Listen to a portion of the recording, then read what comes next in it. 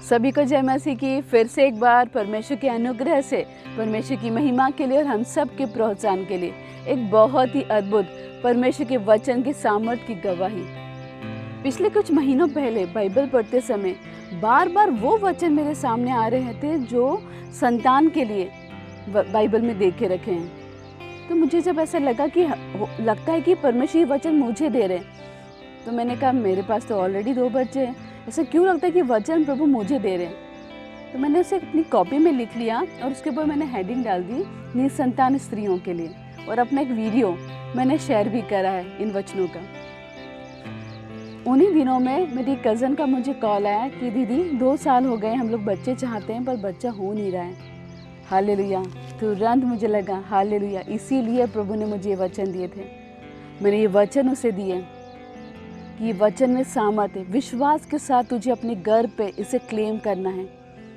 और उसी से बात करते समय उसने कहा कि दीदी एक और अपनी कज़न है, 6.5 साल हो गए उसको, बच्चे नहीं हो रहे उसको, आप प्लीज़ उससे भी बात कीजिएगा और ये वचन उसे भी आप दीजिएगा। तो मैंने कहा ठीक है। मैंने कहा तुझे क्या करना है, वचन के अंदर ताकत है, अब तुझे विश्वास के साथ दोनों पति पत्नी को मिलकर तेरे गर्भ के ऊपर इस वचन को क्लेम करना है। उसने ऐसा करना स्टार्ट कर दिया। और जब 6.5 साल वाली जो सिस्टर है उसका कॉल आया कि दीदी 6.5 साल हो गए, बच्चे नहीं हैं, और जब हमारी नई नई शादी हुई थी तब एक बार मुझे गर्भ रहा था, प्रेगनेंसी थी, पर मुझे पता नहीं चला और उसका अबॉर्शन हो गया, और उसके बाद आज तक गर्भ कभी धारण हो ही नहीं पाया, प्रेगनेंसी कभी ठहर ही नहीं पाई, और अब डॉक्टर लाखों का खर्चा बता रहे हैं बच्चे के लिए। दीदी मेरे पास इतने पैसे नहीं, हम कहाँ से इतना पैसा लगाएंगे। मैंने कहा हालेलुया, परमेश्वर के सामर्थ्य वचन, ये सबसे बेस्ट ट्रीटमेंट है वचन का। मैंने कहा इस बेस्ट ट्रीटमेंट को परमेश्वर ने तेरे लिए रखा है, इस वचन को तुझे अपने गर्भ पे विश्वास के साथ में क्लेम करना है। और उसने भी विश्वास के साथ में इन वचनों को क्लेम करना स्टार्ट कर दिया। मैंने दोनों को दे दिया। कुछ टाइम बीत गया, मैंने कहा प्रभु आपने कहा था तो मैंने दे दिया, अब मैं गवाही का वेट कर रही हूँ। और जिस दिन मैंने कहा पिता मैं गवाही का वेट कर रही हूँ, 1 घंटे बाद मुझे कॉल आता है, वो 2 साल वाली जो सिस्टर थी उसका, दीदी आप मौसी बनने वाले हैं। हालेलुया। मैं परमेश्वर का धन्यवाद करती हूँ इस अद्भुत कामों के लिए, मेरे इस्तेमाल करने के लिए। बोले दीदी मैंने उन सामर्थ्य वचनों को क्लेम करना स्टार्ट कर दिया और धन्यवाद देना शुरू कर दिया प्रेगनेंसी होने से पहले ही, और परमेश्वर के इन वचनों ने काम करा। हम लोग उस दूसरी वाली सिस्टर का वेट करने लगे गवाही के लिए। मैंने कहा प्रभु आप इसके लिए कर सकते हैं ना, आप उसके लिए भी कर सकते हैं। और पिछले कुछ दिनों पहले उसका भी मुझे कॉल आया। हालेलुया, दीदी आप मौसी बनने वाले हैं। मैं धन्यवाद करती हूँ प्रभु का, धन्यवाद। स्त्रियों को संतान देने के लिए उस कौवे के जैसा प्रभु ने मेरा इस्तेमाल करा, जैसे कौवे का इस्तेमाल करा था एलिया को रोटी पहुंचाने के लिए। इन दोनों बहनों को इन वचन रूपी रोटी की आवश्यकता थी कि इन्हें संतान मिले। हालेलुया, मैं धन्यवाद करती हूँ इस बीच में मेरा इस्तेमाल करने के लिए मेरे परमेश्वर का। हालेलुया। मैं इसलिए नहीं इस बात को कह रही कि मैंने प्रार्थना करी, मैंने प्रार्थना नहीं करी, मैंने सिर्फ ये सामर्थ्य वचन को उनको दिया, और ये उनका विश्वास था और वचन की सामर्थ्य थी कि आज बुद्ध मेरी दोनों बहनें गर्भवती और माँ बनने वाली है। मैं आप लोगों को से भी कहना चाहती हूँ, अगर आप किसी स्त्री को जानते हैं ऐसे जिसके पास बच्चे नहीं हैं, ये सामर्थ्य वचन को आप उनके साथ में शेयर करें। मैं फेसबुक पे उस वीडियो को मैं शेयर कर चुकी हूँ। अगर आपको नहीं मिले तो आप कमेंट बॉक्स में मुझे नंबर सेंड करिएगा, मैं बिल्कुल आपको वीडियो व्हाट्सएप पे सेंड करूँगी।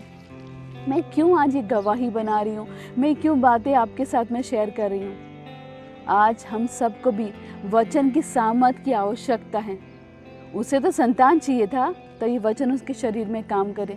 आज हमारी आवश्यकताएं अलग है, हमारी चाहत अलग है, हमारी परेशानियां अलग है, और हर चीज़ के लिए परमेश्वर का वचन मौजूद है।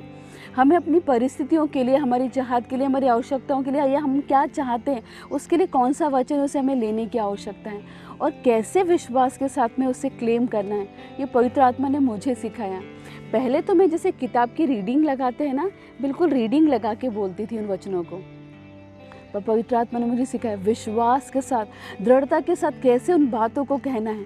एक बहुत ही उत्तम उदाहरण यजिकियल का पिछले दिनों में दिखा है। मैं यजिकियल की पुस्तक पढ़ रही थी, उसकी यजिकियल की चैप्टर नंबर 37 के वर्स 4 में लिखा है, तब उसने मुझसे कहा, यजिकियल कहते हैं कि तब परमेश्वर ने मुझसे कहा, इन हड्डियों से भविष्यवाणी करके कहे, हे सूखी हड्डियों यहोवा का वचन सुनो। यजेकिएल को परमेश्वर ने सूखी हड्डी की तराई में लेके गए और कहा इन हड्डियों से भविष्यवाणी कर। क्या भविष्यवाणी कर? परमेश्वर के वचन। हालेलुया। यह असंभव है कि सूखी हड्डियों में वापस से नसें आ जाए, मांस आ जाए, पर कैसे संभव हुआ? जब यजेकिएल ने परमेश्वर के वचन को भविष्यवाणी करके बोलना उसको स्टार्ट कर दिया। आगे हम पढ़ते भूडोल हुआ, भूकंप हुआ और हड्डियों में नसें आ गई, मांस आ गया। मतलब असंभव बात पूरी हो गई। कैसे हो गया? जब विश्वास के साथ वचन को यजेकिएल ने बोला। आगे लिखा है उसमें मांस और चमड़े और नसें तो आगे, पर सांसें नहीं थी। आगे बहुत ही अद्भुत बात लिखी है, परंतु उसमें सांसें नहीं थी। तब उसने मुझसे कहा, हे मनुष्य के संतान, इन सांस से भविष्यवाणी करके कहे। मतलब सांस के लिए, जीवन के लिए भविष्यवाणी करके कहे। और आगे हम पढ़ते हैं कि ऐसा ही हुआ। वो एक जीवित सेना बन गई, वो सूखी हड्डियाँ। मैं इमेजिन करती हूँ कि यजेकिएल खड़ा है और सूखी हड्डियों की तराई के सामने वो खड़ा है। कैसे कहा होगा यजेकिएल ने परमेश्वर के वचन? क्या धीरे धीरे खुसुर फुसुर करके? बिल्कुल नहीं। बड़े विश्वास के साथ, बड़ी दृढ़ता के साथ उन सूखी हड्डियों पर परमेश्वर के वचनों को ऐसे क्लेम करा होगा जैसे वो भविष्यवाणी कर रहा है। हालेलुया। आगे बहुत ही अद्भुत बात इसमें लिखी है कि क्यों ये हड्डियों की तराई इजराइलियों के लिए कहा है प्रभु ने। इसमें लिखा है 11वें वचन में, फिर उसने मुझसे कहा है, मनुष्य की संतान, ये हड्डियां इजराइल के घराने की उपमा है। एग्जाम्पल करके प्रभु ने उसे दिया है। क्यों दिया है? क्योंकि वे कहते हमारी हड्डियां सूख गई और हमारी आशा जाती रही। आज बहुत से लोग हैं जिनकी आशा खत्म हो चुकी है, जो निराश हो चुके, परेशान हो चुके, जिन्हें से लगता है असंभव है कि ये बातें पूरी होगी, जिसे लगता है कि ये बातें तो उनके जीवन में मर चुकी है। हालेलुया। मेरे जीवन में भी कुछ ऐसे विषय थे जिसे मैंने प्रार्थना करना बंद कर दिया था। मैंने कहा था ये तो असंभव है, अगर होना होता तो कब से हो जाता। मैंने छोड़ दिया था उन बातों को। पर पवित्र आत्मा ने एक दिन, जब हम अपने चर्च में फास्टिंग प्रेयर में थे, इस बात को मुझे स्मरण कराया, लाजर की मृत्यु का दृश्य दिखाकर। 4 दिन के मरे हुए व्यक्ति को यीशु मसीह ने जीवित कर दिया। लाजर की बहन कहती, प्रभु अब तो देह में से बदबू आती है, मतलब वो देह सड़ चुकी है। जो देह सड़ चुकी है, मर चुका है व्यक्ति, 4 दिन हो चुका है। असंभव बात है कि एक मरी हुई देह, सड़ी हुई देह में जीवन आ जाए, पर जीवन आ गया। कैसे आ गया? जब यीशु मसीह ने कहा। हालेलुया। इसमें बहुत ही अद्भुत बात लिखी। कहने से पहले लिखा है, हे पिता, मैं तेरा धन्यवाद करता हूँ कि तूने मेरी सुन ली। यीशु मसीह कहते हैं, बोलने से पहले उन्होंने विश्वास कर लिया कि जो मैं बोलूँगा, जो मैं कहूँगा, वो पूरा हो जाएगा। लिखा है बहुत ही अद्भुत बात, हे पिता, मैं तेरा धन्यवाद करता हूँ कि तूने मेरी सुन ली। हालेलुया। और कैसे कहा यीशु मसीह ने?